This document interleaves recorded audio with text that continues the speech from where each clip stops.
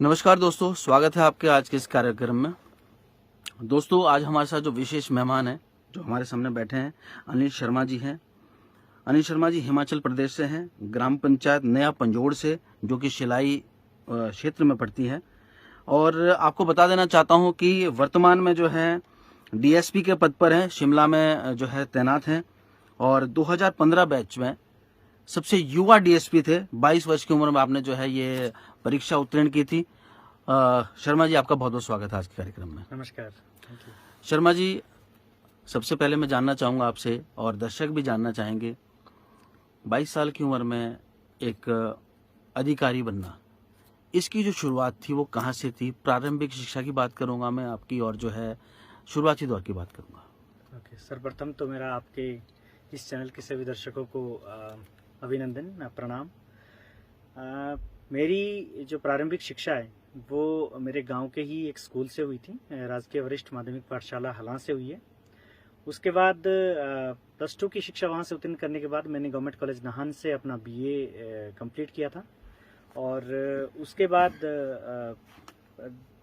2013 में BA complete करने के बाद 15 में मैंने स्टेट सिविल सर्विसेज ज्वाइन की थी, और जिस पे मेरा चयन डीवाईएसपी के पद पे हुआ था। अच्छा जी सर, आपने बताया कि जो प्राथमिक जो शिक्षा है गांव से हुई है।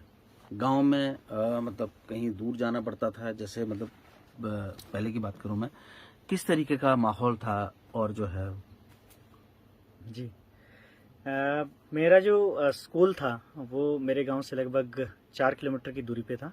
हलां और जो मेरा गांव है कफेनू, उसके बीच का जो डिस्टेंस था।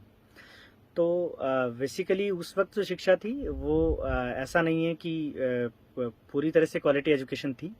और गांव में जो बच्चा एक संघर्ष और जो मेहनत सीखता है वो शहर के जहाँ पे संसाधन सर्व सुलभ होते हैं, इजीली आप सब कर पाते हो, वो गांव में ऐसा नहीं है। और शायद यही भूख है जो आदमी को कुछ करने के लिए मजबूर करती है और प्रेरित भी करती है। जी, पारिवारिक पृष्ठभूमि की बात करूंगा मैं, किस तरीके से है, क्या है थोड़ा? मेरे माता गृहिणी हैं और पिताजी मेरे कृषि करते हैं।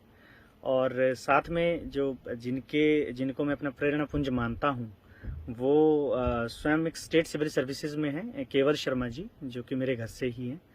तो उनके सानिध्य में रह के मैंने अपनी जो कॉलेज की शिक्षा पूर्ण की, और उनके सानिध्य में रह के ही मैंने अपने स्टेट सिविल सर्विस एग्जाम्स की तैयारी की। अच्छा, जी उसके बाद जो है हायर एजुकेशन के लिए आपने कहा कि +2 की पढ़ाई आपने वहाँ करी।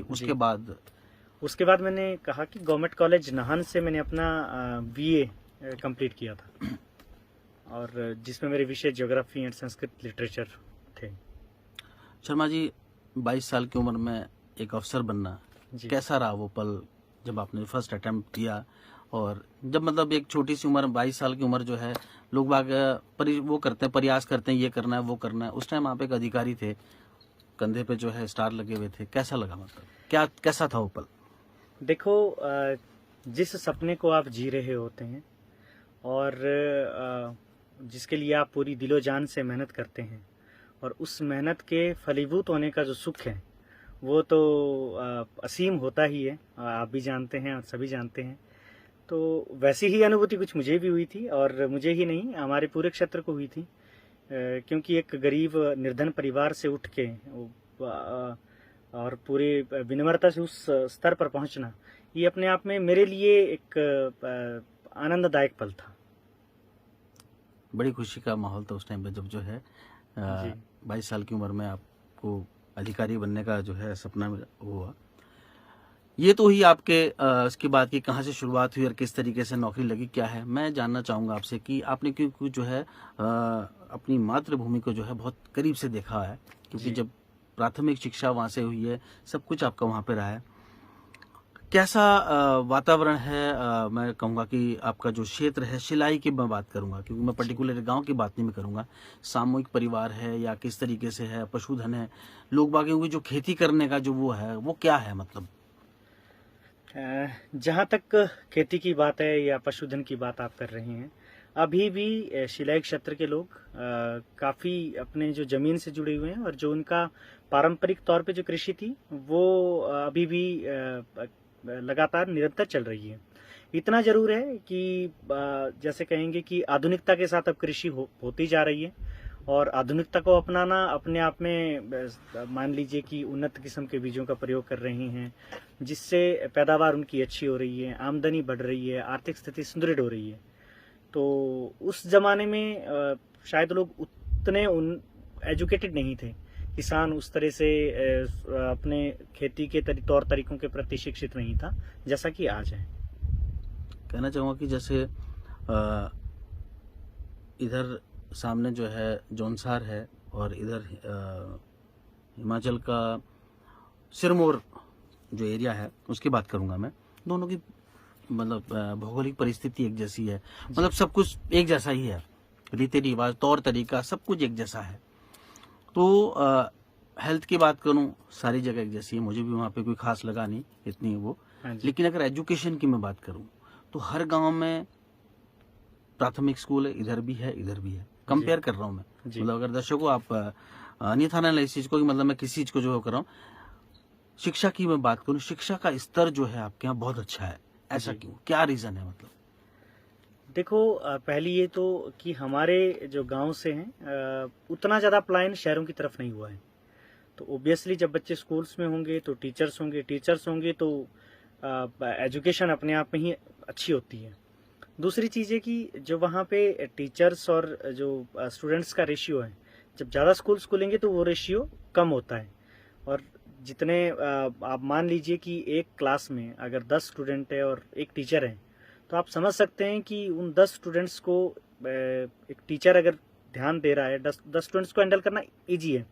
लेकिन अगर वही स्कूल्स कम हो और बच्चे एक क्लास में 35 40 बच्चा हो, तो एक टीचर्स के लिए हैंडल करना मुश्किल होता है।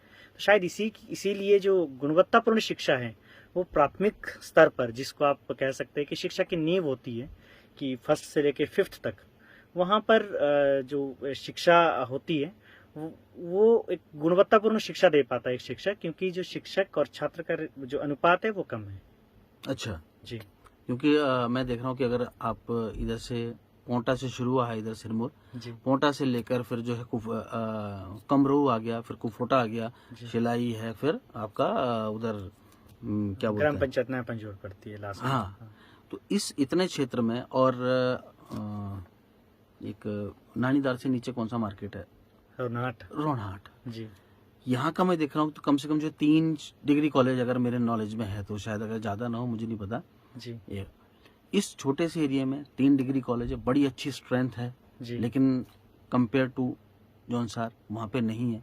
आपके यहाँ प्लान क्यों नहीं है? सबसे बड़ा प्रश्न मेरा ये है, मतलब मैं इस पे आ रहा हूँ, प्लान क्यों नहीं है?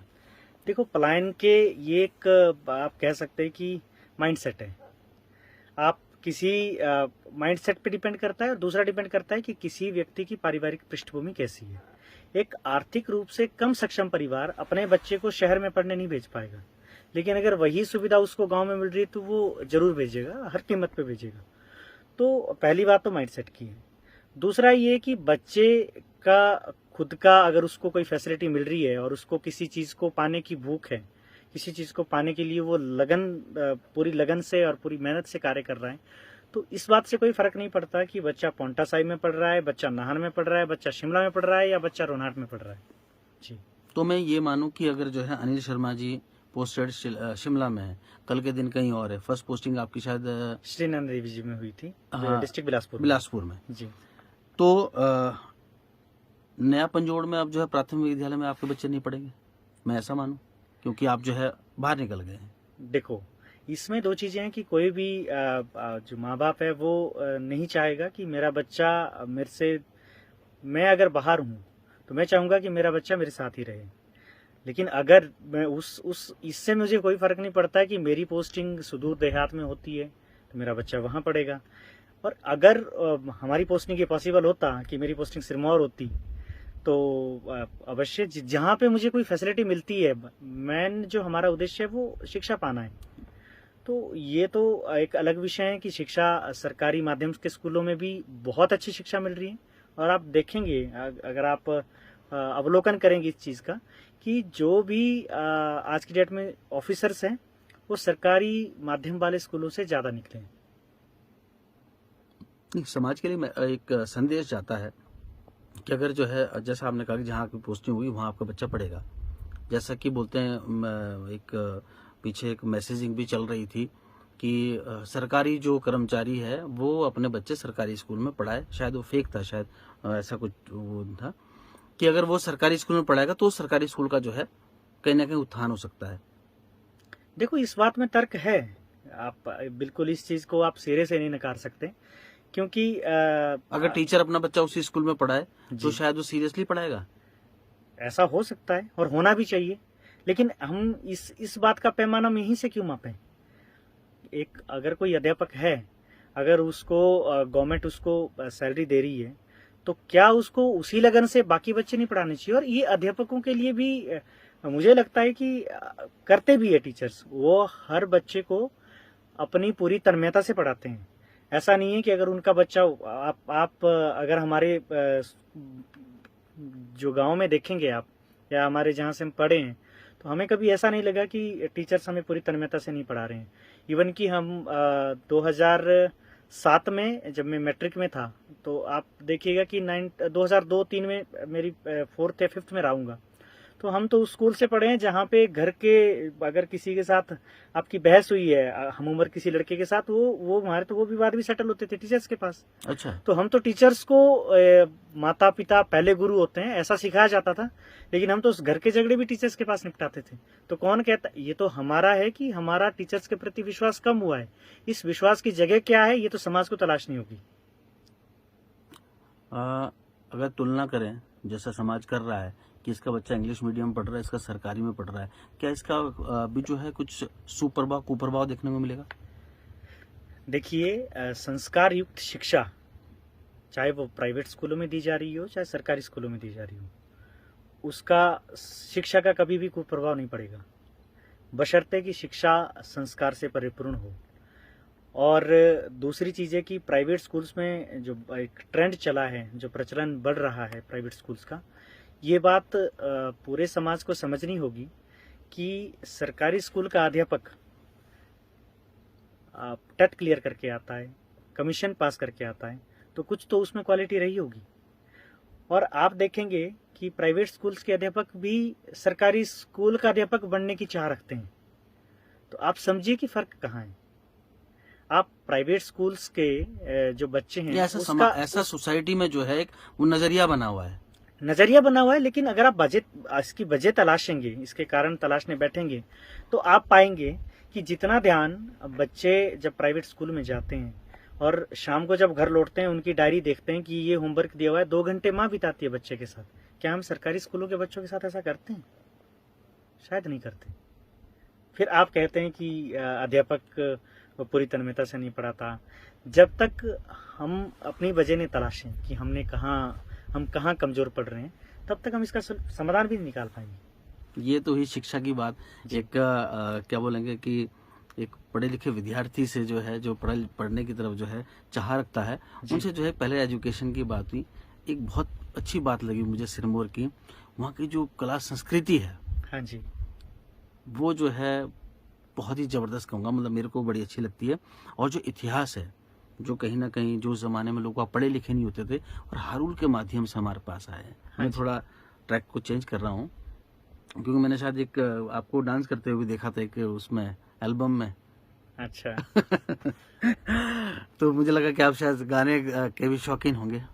क्या कहना चाहेंगे इस पे, जो मतलब वो संस्कृति कहीं ना कहीं संजो रखी है बूढ़े बुजुर्गों ने, और जो बच्चे वहाँ पर भी हैं उसको वो देख रहे हैं, ये किस तरीके से आगे जा रही है? और मतलब मैं कहूँगा कि हारुल के माध्यम से हमारे पास पहुंची, गीत संगीत के माध्यम से पहुंची, लिखा हुआ कुछ है नहीं, क्या आगे भी एज इट इज जाएगी आगे वाले जनरेशन के पास, या कहीं इधर कहीं मिक्सअप हो जाएगी जैसे आजकल का जो नया संगीत वगैरह है? देखो, मेले, उत्सव और त्योहार, ये जो 3 आधार हैं, ये किसी भी सांस्कृतिक जो क्षेत्र होता है उसके मनोरंजन के साधन भी होते हैं और मेले मिलाप के भी। तो जहाँ तक आप बात कर रहे हैं कि हारुल है, तो जब हमने इनको त्योहारों से बांधा है, अब आप देखेंगे कि हारुल मोस्टली हमारे वहाँ पे दिवाली में गाई जाती है, और हमारे वहाँ पे भी दिवाली भी सीजनल होती है। बूढ़ी दिवाली दूसरी होती है, नई दिवाली दूसरी बिल्कुल होती है। बिल्कुल बिल्कुल। तो वो जो दिवाली है वो अपने आप में इस बात का पुख्ता उदाहरण है कि हरुल के माध्यम से जो वीर गाथाएं गाई गई, वीर गाथाएं गाई, जो सिरमौर की लोक संस्कृति का एक अहम हिस्सा थी, बिल्कुल। उसको जो 2 दिन चलती है वो उसमें वही गाई जाती है। तो मुझे ऐसा लगता है कि और जैसे आज के यूथ का ट्रेंड है कि जितना आप इसको रासा नृत्य में गाते हैं, तो रासा नृत्य जितना पॉपुलर हो रहा है, और या मुजरा नाटी अभी हाल के वर्षों में अभी शुरू हुआ है, बड़ा अच्छा चला है, ये ज्यादा पॉपुलर होती जा रही है। तो ये इस बात का द्योतक है कि जो युवा है वो अपनी संस्कृति की और बीच में एक संक्रमण काल आया था जब इन चीजों से लोग विमुख होने लगे थे, लेकिन युवा जैसे जैसे शिक्षित होता जा रहा है उसको अपनी संस्कृति को संजोए रखने की भूख बढ़ती जा रही है। जी नहीं, जैसा चलो ठीक है कि आपने किस तरीके से संजोया है, आगे इसको कहीं ना कहीं जो है मतलब लिपिबद्ध तो होना चाहिए, वो चाहे आप हिंदी में करें, वो चाहे चलो हिमाचली प्रॉपर लैंग्वेज या जौनसारी लैंग्वेज में तो नहीं हो सकता, लेकिन कहीं ना कहीं इसको लिपिबद्ध होना चाहिए, नहीं होना चाहिए? कोशिश की जा रही है। आप सिरमौर का इतिहास पुस्तक आती है, उसमें हारुल गाई गई है, और मुझे शायद मैंने बहुत पहले एक पुस्तक पढ़ी थी, उसमें पूरी जितनी भी सिरमौर की हारुल थी उसका संकलन किया गया था। अच्छा, हाँ जी, हाँ मैंने सीताराम जी के पास भी देखी थी। हाँ जी, इसमें काफी सारी है। और दूसरा ये कि आप ऑडियो विजुअल तो वैसे ही मौजूद है, आप यूट्यूब पे देखोगे हर तीसरा गायक कलाकार तो हारुल के माध्यम से अपना इसको स्थापित कर रहा है।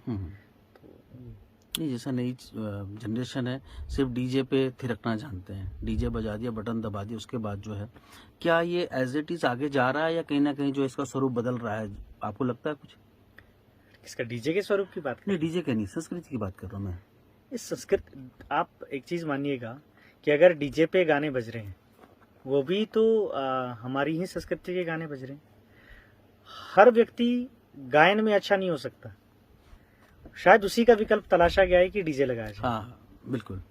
लेकिन जहां पे ऐसा होगा कि 5-6 गायक कलाकार इकट्ठे हो जाएं तो ऑब्वियसली डीजे बंद होता है। इवन कि हमारे वहां पे जब मेहमानों का स्वागत करते हैं, अगर किसी को गायन में किसी की दक्षता नहीं है तो उनके लिए डीजे लगाया जाता है। और शादी समारोह में भी अगर आप देखिएगा तो जिनका जो खुद बोलते हैं कि डीजे बंद करिए, हमने खुद हारुल गानी है, तो उनको वैसा माहौल प्रदान किया जाता है। शर्मा जी, एक जाते जाते एक प्रश्न जहन में आया अभी कि वीर गाथा की बात हुई है जी, बड़ी बॉलीवुड में मूवियाँ बनी हैं, जीतन राम मांझी और मराठों के ऊपर बनी है, किसी मतलब व्यक्ति विशेष पर भी बनी है। तो जैसे यहाँ पे हमारे जो शूरवीर थे जिन्होंने जो युद्ध लड़े, नथराम नेगी या कोई ठुंडू हो गया, कुछ सिंगा बजीर वगैरह वगैरह, क्या इस पे पिक्चर नहीं बन सकती है? मतलब इस तरफ रुकने कैसा बढ़ाया जाए? मतलब देखो ये मेरे क्षेत्र की बात नहीं है। नहीं बिल्कुल नहीं है, लेकिन मैं समझ लेकिन जहाँ तक बात है कि देर सवेर जैसे जैसे लोगों का ट्रेंड बढ़ेगा, लोगों की दिलचस्पी बढ़ेगी, तो मुझे लगता है कि जो म्यूजिक इस फील्ड में जो लोग हैं वो अवश्य सोचेंगे इस विषय में। जी, तो हमारे साथ थे अनिल शर्मा जी, और बहुत बहुत धन्यवाद शर्मा जी आपका आज के इस कार्यक्रम में। शुक्रिया।